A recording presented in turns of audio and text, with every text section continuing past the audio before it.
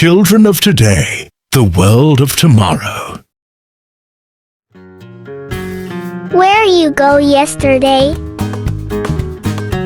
We should say, where did you go yesterday? Where did you go yesterday?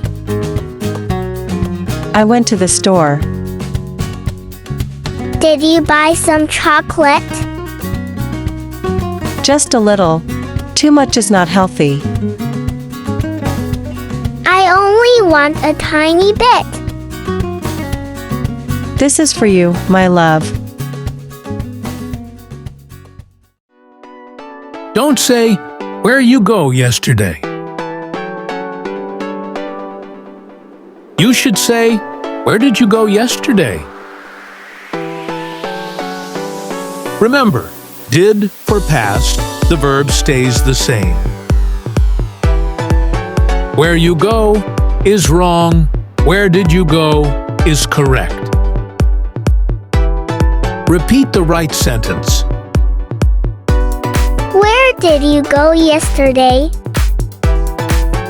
Say again. Where did you go yesterday? Well done! You learn really fast.